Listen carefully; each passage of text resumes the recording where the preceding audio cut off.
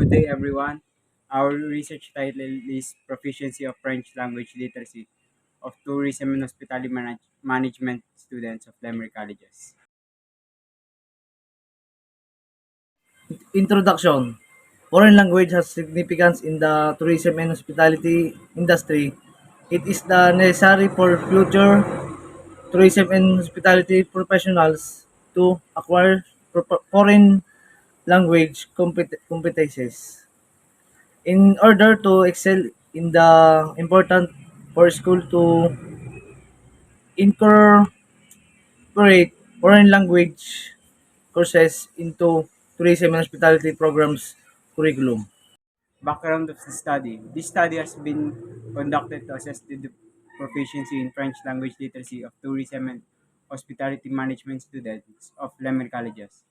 Participants were asked to identify their level of proficiency in French language literacy among their four areas: reading, writing, speaking, and listening. Further, this study aims to help the participants to realize their weaknesses among the four areas of the language literacy in French language and to serve this as a guide to develop their French language literacy. Statement of the problem. Specifically, the study intends to address the following. 1.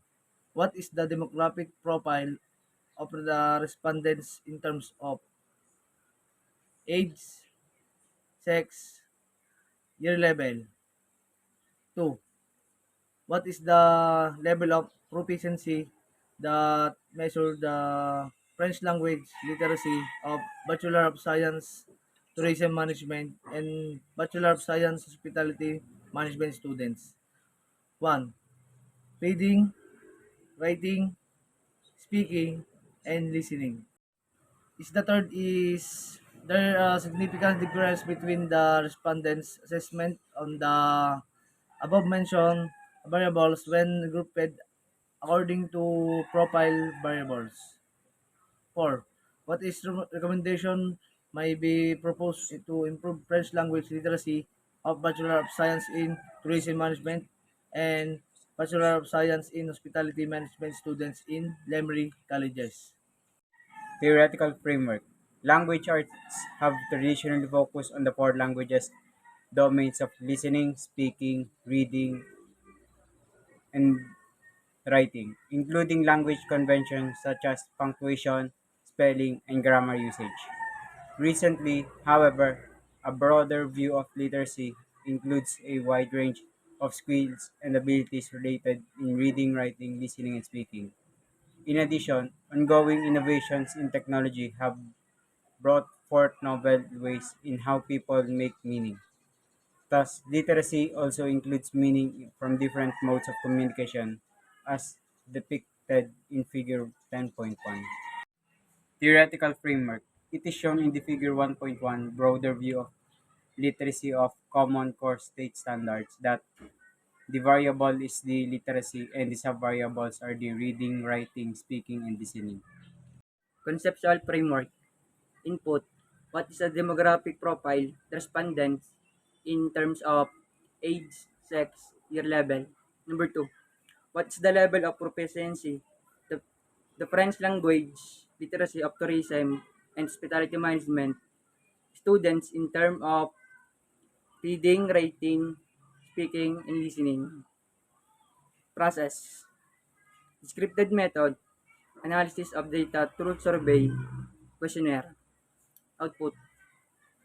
The recommendations may be proposed to improve the proficiency of French language, literacy and literacy of tourism and hospitality management students of Lemery College. Significance of the study. 1. To the researchers, to the Bachelor of Science in Tourism Management students. 3. To the Bachelor of Science in Hospitality Management students. 4. To the Lemery College's research library. 5. To the future researchers. Scope and limitation. This study was focused on the proficiency of French language literacy of tourism and hospitality management students of primary colleges in terms of reading, writing, speaking, and listening.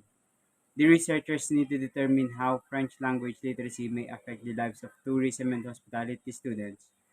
This study will cover the respondents who are studying the course from the program of Bachelor of Science in Tourism and Management and Bachelor of Science in Hospitality Management that is having a difficulty in learning and understanding the French language on how they can learn it in a reliable way. The respondents are identified by the profile in terms of age, sex, and year level. The researchers conducted the study within the academic year 2021 to 2022. Synthesis. According to Giselle Corbeil 2012, university students studying a second language are often required to summarize information they read or hear in that language. These learners bring with them a number of first language summarization skills which may have an effect on how they acquire second language summarization skills. And according to Victoria A. Murphy 2014, this study investigated whether learning a second language has a facilitative effect on the first language literacy and whether there is an advantage to learning an second language with transparent grapheme corresponds 150 year. Three children were randomly assigned into one of three groups. The second language Italian, the first language French, and control. Children were pre-tested on measures of English, spelling, reading, and phonological processing. Research local. Course. Bachelor of Science in Tourism Management. Location. Barangay Bagong Sikat, Lemery, Batangas. Course. Bachelor of Science in Hospitality Management. Location. Barangay Bagong Sikat, Lemery, Batangas. This study will be conducted in Lemery Colleges located at Barangay Bagong Sikat, Lemery, Batangas. The respondents were tourism and hospitality students at the said institution. These students attended a French language subject in as an elected in their course that makes them sustainable for our study. Research design is the framework of research methods and techniques chosen by a researcher. The design allows researchers to hone in on research methods that are suitable for the subject matter and set their studies up for success. The research design used in this study is the descriptive research method to determine the level of literacy of students who are studying French language subject in Lemer colleges. Descriptive method of research is a fact-finding study with adequate and accurate interpretation of findings. It describes with emphasis what actually exists, such as current conditions, practices, situations, and any phenomena. The researchers believe that it is an appropriate method to use in the study which involves analysis of data which will be gathered. The researchers will be use a survey questionnaire as the main data gathering instrument. Descriptive research method aims to accurately and systematically describe a population, situation, or phenomenon. It can answer in what, where, when, and how question, but not why questions. Respondents of the study. The respondents of the study will be the 31 students of the Bachelor of Science in Tourism Management and 142 of Bachelor of Science in Hospitality Management who use the subject French language. They are described to their demographic profile such as age, sex, and year level. They are selected respondents of our study because they can answer how well they use the French language and whether it helps their learning as students. The researchers derived with a specific number of respondents by using the Rausoff calculator with 5% margin of error and 95% confidence level. The total sample size of the 120 was properly distributed based on the population percentage of students who are taking the subject French language. Sampling design. The researchers will use simple random sampling as a method for selecting the respondents in this study.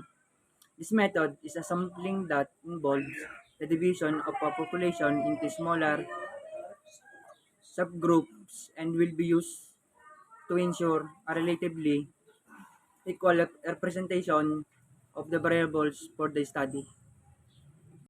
Structure of the questionnaire. The researchers conducted extensive reading about the indicators of French language, literacy, number of Bachelor of Science in Hospitality Management, and Bachelor of Science in Tourism Management. Students for the development of the questionnaire. The researchers also suffered the internet to collect relevant ideas, concepts, and information that serve as the basis of the questionnaires. First part, first part is demographic profile.